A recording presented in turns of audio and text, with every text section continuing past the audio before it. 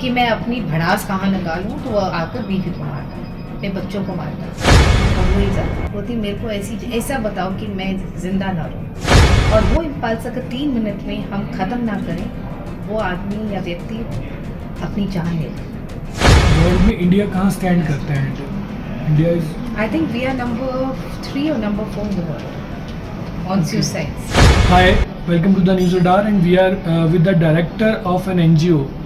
This is called People for Action, and इनका नाम है Afsana Sherian Kapoor, and she also runs a नमः पॉडकास्ट ये रन करते हैं, and she is working on mental well-being. Mental health एक बहुत बड़ा जो है इशू है आज के समय में, जिसको ना किसी गवर्नमेंट अभी एड्रेस कर रही है, ना कोई अथॉरिटीज़ एड्रेस कर रही हैं, और उस तरह से अगर किसी ने किया भी है तो एग्जीक्यूशन उस लेवल पे हो नहीं पाई. तो we are going to ask her कि उनकी फाइंडिंग्स क्या है इस बारे में, and what inspired her to enter into this field. Welcome ma'am. Thank you, thank you. So ma'am, what is the global scenario and where India stands in mental health? Right now, according to WHO, 60 to 70 million people are suffering from mental disorders. Okay. And India is a suicide capital with 2.6 lakhs of suicides every year. So you can imagine the level. Okay. और इसमें क्या ma'am initiatives foreign countries का आपने study किया ma'am, कुछ आपने India का और फॉरेन से? Yes, see, foreign studies are now working very big and huge time into mental health because they are predicting it's going to be the next pandemic. So अगर ये word use किया गया है, मतलब इसके पीछे बहुत बहुत एक स्टडीज़ है. US, Europe, acceptance of mental health has increased, but stigma is still very high. The minute we stop fighting the stigma, you cannot work further on mental health. But इसमें आपने ये स्टडी किया है कि world में India कहाँ stand करता है? India is I think we are number 3 or number 4 in the world on suicides. कोई कमेंट भी है इसके ऊपर कि इंडिया की जो मेंटल हेल्थ की सिचुएशन है उसके ऊपर किसी फॉरेन ऑर्गेनाइजेशंस ने या global? Yeah, WHO. You see the WHO findings. Okay. And now you see the scenario right now in India. Yeah? Every once a month you're hearing big people who are done well in the industry are killing themselves. Why? तो इसमें WHO ने I think ये भी कोई finding दी है कि 5 में से एक व्यक्ति जो है वो मेंटल हेल्थ को लेकर उसका 1 in 5. किस एज ग्रुप में रहता है? It depends. I don't have the statistics right now, but I'll send them to you. Okay. और जो ये बच्चे होते हैं, छोटे बच्चे होते हैं, क्या इनमें भी मेंटल इश्यूज का रहता है? Of course. अब तो बहुत ज़्यादा है. Now, because we work a lot in schools, we work a lot with families, we work a lot with challenged children. It's huge. They say that nowadays our children are going to be more prone to it because of the exposure through the social media. Number one. Number two, the scenario of India where everything is very westernized. We're trying to go into a world where they are trying to copy something which is not in our roots. So तब वो clash करेंगी ना दोनों traditional, वो problem है. तो what ma'am, कुछ अपने बारे में बताओगे? What inspired you to enter into this field and from which background you are? Okay, so I'm from a television background. I started my career with BBC, then went to CNBC, then went to NTV. After that, I got absorbed by United Nations Development Program for North Southeast Asia on HIV project and human traffic survivors. I worked with them for 14 years almost, and I handled communications. So I think the calling came from there, you know. When we were meeting and talking to HIV positive people, we were talking to human traffic survivors in India, because India is in such a place where we share borders with a lot of other countries. So human trafficking was very, very big and still very big. America में human trafficking is considered as one of the biggest crimes. But in India, human trafficking is not even addressed. बहुत कम काम किया गया. So when I started working with them, the journey started with working with them, then starting my own NGO and getting into education. We run six schools for underprivileged. Each school has 1,700 children. They fall into the formal Haryana government format. But COVID के बाद ये हुआ कि सारे घरों में मेरे आसपास कोई ना कोई इशू हो रहा था. either with senior citizens, either with people who are very well-to-do and happily married. Even coming to my domestic help, right? I have a lady who comes home and she told me मेरा बेटा ना 3 दिन से घर से नहीं निकला. ऐसे क्यों नहीं निकला? पता नहीं उसको क्या हो गया. अच्छा जवान लड़का काम ही नहीं करता. So when I went to him, he started imagining somebody is going to kill him. And that was, you know, when I saw him in so much of pain, because how much ever you try to talk to him, he was in a different world.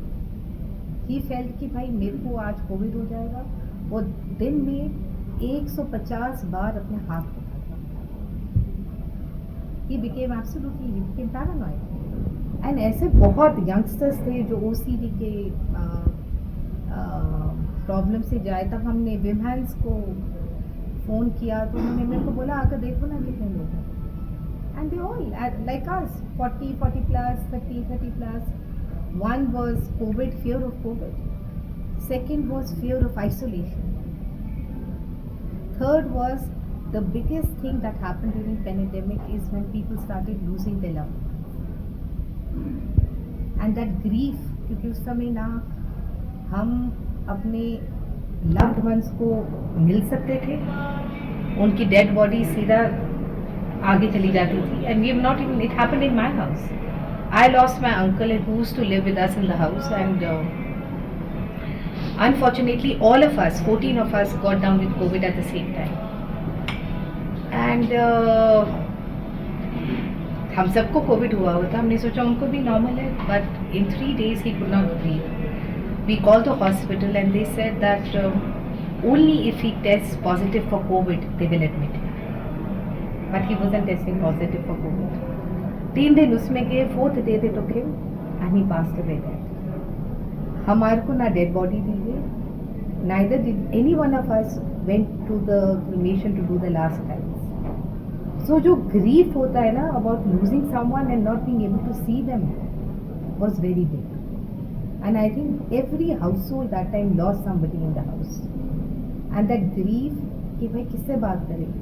Grief of losing the father, grief of losing the mother, grief of losing this loved and dear one is very huge. And I think all this piled out into making people very vulnerable. एक डर सा आ गया लोगों के मन में. And I think that's when I started. I said, okay, एक helpline शुरू करते हैं. हमने 6 लाइन्स की हेल्पलाइन शुरू की. अब लोग कहाँ से लाएं बैठे बैठे.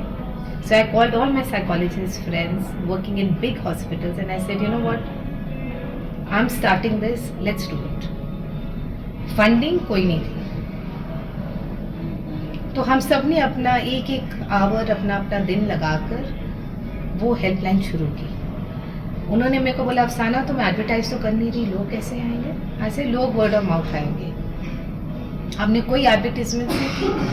हमने खाली अपने सारे नेटवर्क को एक्टिवेट कर दिया. Be it Bombay we tied up with Ambani hospital Dhirubhai. In Delhi, Patna, UP we tied up with Paras hospitals. Then we tied up with Fortis. Everybody came like a big response to us, right? तो काफ़ी लोग थे जो therapy ले रहे थे और जो लोग थे जिनको दवाइयों की ज़रूरत थी. Then we went to the hospitals and told them, you know, anybody coming from our NGO, give them low pricing. तो उन्होंने बोला लेकिन जो अच्छा कर रहा है उनका, ऐसे 1 करोड़ आदमी कमाए या 10 रुपये कमाए, mental health should be approachable for everybody. So the first case started from Punjab Institute of Medical Science. They told me अफसाना जो भी हमारे वार्ड में आएगा हम उससे 10 रुपये लेंगे. परफेक्ट. आज आप वहाँ जाइए, एक आपको बेड खाली नहीं मिलेगा. And this was the response in all 7-8 states of India that we worked on. So this is how Nama started. So Nama अब ये था कि भाई एडवर्टाइज तो करना नहीं, अब कैसे हम बोलें.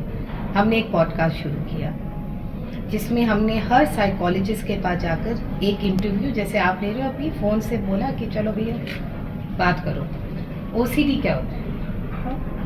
हम आजकल क्या है कि गूगल में सब रिसर्च करते हैं और गूगल में आधी information is miss information and too much information is very harmful.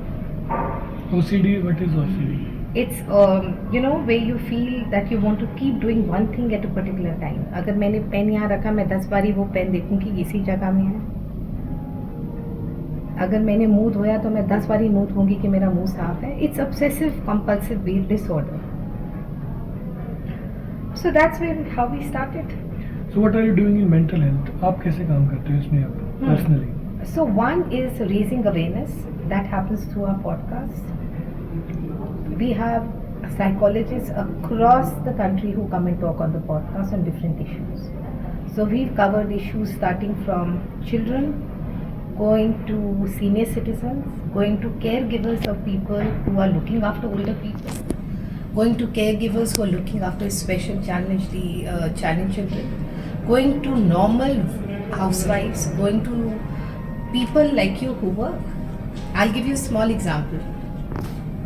तो ये पॉडकास्ट ने सोशल मीडिया में काफ़ी हलचल शुरू कर दी थी, लोग देखने लग गए. फिर मैंने अपना मीडिया नेटवर्क शुरू किया. मैंने बोला भाई आप सब मीडिया फर्टर्निटी से हो, आपको कभी हुआ नहीं? तो वहाँ Raghu Rajiv of Roadies, Prahlad Kakkar ji, Shobha De ji, they all came up and spoke on the podcast on the struggles they have gone through and how they have recovered, right? So I think the common आदमी ने देखा कि ये लोगों को जिनके पास सब कुछ है, हो सकता है तो मुझे भी हो सकता है, और ये बात कर रहे तो मैं क्यों नहीं बात कर सकता. So I think that's how we broke the stigma. Helpline है, हम कभी किसी का नाम नहीं पूछते, किसी का टेलीफोन नंबर नहीं पूछते. So we created a very tight space of security for people to come and talk. जैसे लोगों को पता चला कि ना मेरा नाम पूछा है, ना मेरा फ़ोन नंबर पूछा है, अरे यहाँ तो मैं कुछ भी बोल सकती हूँ, right? So that way we broke the stigma. So now I remember one call that came to us around 11 o'clock at night. और एक लड़की थी छोटी सी, फ़ोन रोकर फ़ोन रख देती थी. 10-12 दफ़ा दिन में वो फ़ोन आते थे, एक हफ्ता. We never track person. फिर एक दिन रात को फ़ोन आया कि विस्पर कर रही थी कि can you tell me a tried and tested method to kill myself. तो साइकोलॉजिस्ट दूसरी लाइन पर थी. हम सब अलर्ट हो गए. तो हमने बोला क्यों? कहती मैं परेशान हो गई हूँ, मेरा पति मेरे को बहुत मार दिया. He hits me, my children are ungrateful, और रोई जाती. बोलती मेरे को ऐसा बताओ कि मैं जिंदा ना रहूँ. तो तभी प्रॉब्लम्स होती है where people want to harm themselves. That is an impulse. And that impulse only lasts for 3 minutes. और वो इम्पल्स अगर 3 मिनट में हम ख़त्म ना करें, वो आदमी या व्यक्ति अपनी जान ले ले. तो हमने एग्जैक्टली बाय क्लॉक 3 मिनट्स में उसकी पूरी परसेप्शन बदल दी और उसको एक होप दिया कि क्यों, अगर आप चले जाओगे बच्चों का क्या होगा. वो 3 मिनट की कॉन्वर्सेशन जहाँ हमने खाली उनकी कहानी सुनी और हमने खाली उनको प्रोब किया कि बात करें. The minute she spoke, 3 minute से लेकर 7 minutes, she said okay I will call you tomorrow and I will think about it. After that, she spoke to us every day for almost 45 days. After 45 days, trust me, she was a different person. Then she told her husband, who had major anger management issues. उसका एक pattern था. वो अपनी husband ने आकर spoke to him how he's been. वो खुद ही इतना दुखी आदमी, वो बिग MNC में काम करता और उसने 1 साल में 7 जॉब्स छोड़े.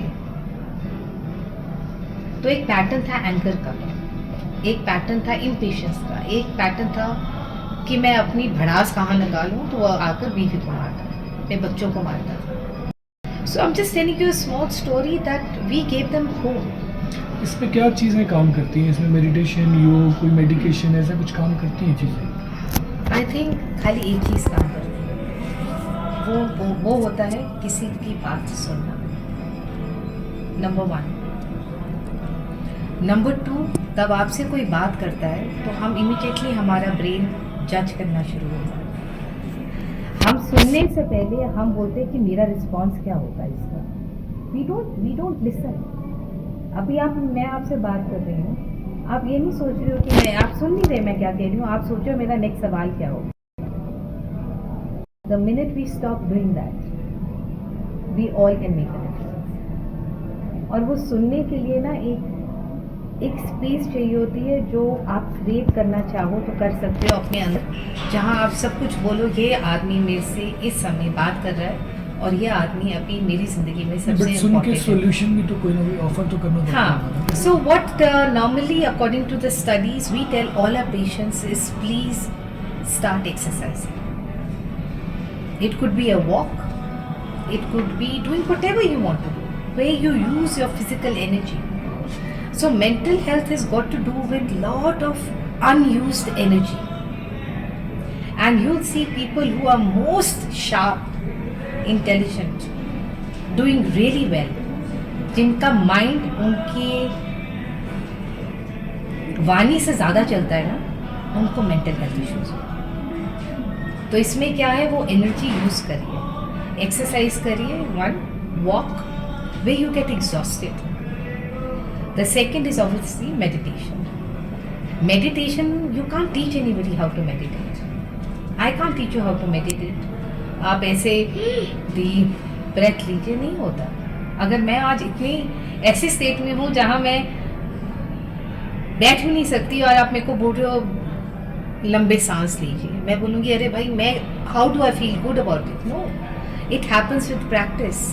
And with practice you need a master, and that master is not somebody there, it's somebody sitting with you. So meditation for me is a very different understanding. But अगर आप किताबों के पीछे जाएं तो obviously yoga, deep breathing, exercising and using your energy. हमने एक बहुत important pattern देखा है. आर्टिस्ट की बात करती हूँ. Sanjay ji, who is a very big painter, he was at peak of his career, and उनको कुछ ट्रिगर हुआ, उनका कोई मीडिया के साथ क्लैश हुआ जो उनके दिमाग में ट्रिगर हो गया. We all have triggering points. आपको गुस्सा एक बात पर आएगा तो आप ट्रिगर हो जाओगे. अगर मेरा काम ये बनेगा मैं ट्रिगर हो जाऊंगी. We have a pattern, and that triggered his illness. So what he did, he left everything and just took a camera and disappeared for 2 years. And he clicked over 760 photographs of just the environment. लोग सोचते थे अरे भाई ये कौन आदमी है, अभी आप उनकी फोटो दिखाऊंगे आपको कौन आदमी है चल रहा है. 760 photographs he clicked, got into medication, वापस आए अपने प्रोफेशन और वो पेंट एनजीओ को डोनेशन दी और एनजीओ ने 18 लाख रुपीस उन फोटोग्राफ से रेज किए. So if you have a problem talk. If your illness is more above all these things, take medication and give yourself time. Now I just want to know that Afsana is running this whole show and what Afsana is into. मतलब आप किस चीज़ में आप well versed हो, expert हो, and how do you want to? हाँ, expert हाँ, किसी चीज़ कुछ में एक्टिविटी मेंटल वेलबींग के लिए कुछ तो आप करवाते होंगे. वी डू अपने लिए या लोगों के लिए. लोगों को आप क्लासेस लेते होंगे कुछ तो आप सो करते होंगे. For mental health we work a lot on awareness. नहीं, एक्टिविटीज़ में आप क्या एक्टिविटीज़ करवाते This chant, I chant almost 2 hours a day every day, morning and night, and I think that has helped me design my life where I am sitting today. and how you share your experience and you experience? Oh, I've got that. I think everything is because of my chanting. I think गुस्सा नहीं आता, impatient नहीं होती, and you have that purpose of giving back. Okay. So I think मेरी chanting है उसने मेरे को इतना ग्राउंडेड रखा है. एंड जो हम किताबों में पढ़ते हैं ना, वो प्रैक्टिस करना बहुत डिफिकल्ट होता है until unless you are connected with the thread of the master. Somebody told me that you are into mindfulness workshops also. Yes, we do. उसमें क्या करते हैं? Yeah, so we conduct lot of workshops for corporate houses where they get lot of employees हमारा main pillar है on how to handle your emotions in one day.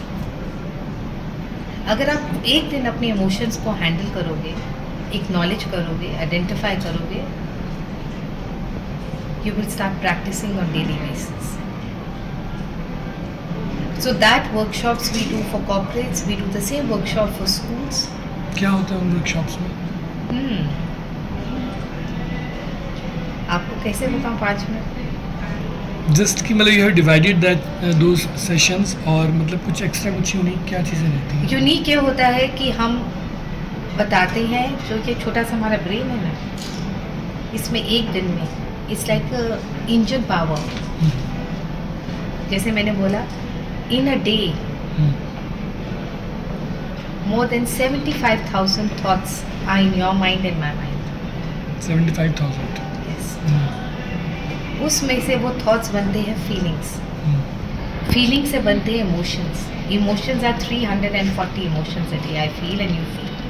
And I can and you can feel 10 different emotions at one moment. एक emotion दूसरे emotion से अलग नहीं होएगा। Sadness will come with grief. Grief will come with hopelessness. Hopelessness will come with joy. Joy will come with appreciation. Appreciation will come with gratitude. Gratitude will come with little bit of happiness which is relative. आज मैंने bag लिया, आज मैं बहुत खुश हूँ। How you ask people to control it? There are workshops on identifying and practicing how to acknowledge. The minute you acknowledge that, आप जो करने वाले हो ना, आप 2 दफ़ा सोचोगे। That way. So I think the minute, like the way I'm telling you, did you know there were 75,000 thoughts in your day? You told me this. Yeah, can you even think about it? No? अगर हम लोगों को aware करेंगे, तभी वो लोग काम करेंगे। जो ये हम फिजिक्स पढ़ते हैं स्कूल में, वो खाली फिजिक्स नहीं है। They are laws of physics that we work on daily basis. There is law of gravity, this is what we teach. The law of gravity is, मैं ऊपर से कुछ फेंकूंगी, नीचे जाएगा। Yes, yes, yes. लेकिन हम ह्यूमन बीइंग्स क्या करते हैं? कैच करने की कोशिश करते हैं। आपके घर में कोई इशू है जो आपके कंट्रोल में नहीं है, उसको छोड़ दो। जैसे ही आप छोड़ोगे ना, लॉ ऑफ ग्रेविटी नीचे आ जाएगा। आप उतना पकड़ कर रखोगे, उतना आपका बर्डन बढ़ता जाएगा। Every action has an equal and opposite reaction. Unfortunately हमारे स्कूल में ये लॉ एंड फिजिक्स बहुत अलग तरह से सिखाया जाता है, लेकिन people who have worked on it, this is not how they worked on it. If you put all these laws in your life today, you will understand how we are leading our lives. The minute you start understanding that we are only reacting to things, we are not acting. But हम क्या करते हैं? हम act करते हैं। I cannot take control of your actions. I can take the control of the way I react to your actions. So this is the entire workshops that we do for every constituency of community we work with. The last one, that why you chose Himachal and Dharamshala for your this workshop which you did with the artists, and what potential Himachal has, or this tourist destination Dharamshala and other places in Himachal to address this issue. See, Himachal is very close to my heart. I'm a half Himachali. I'm born and brought up in Simla. I've studied in Simla. I was studying in boarding school. My half side of the family is fully Himachali. So, मन से पहाड़ी हूँ, सोच से पहाड़ी हूँ, simple living, high thinking, and Dharamshala because I feel it vibes with my energy. ये जो प्योर इन्वायरमेंट है ना, ये लोगों की प्रेज हैं जो यहाँ आसपास घूम रहे हैं। So when I got my artist here, I knew that they had to learn the concept of mindfulness. And the biggest thing that Buddhist teaching teaches us, live for the moment.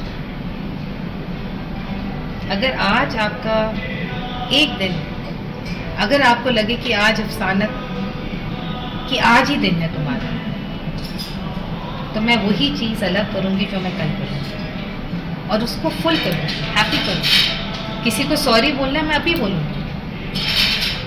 I think this is what the fundamental principles all the gurus teach us, right?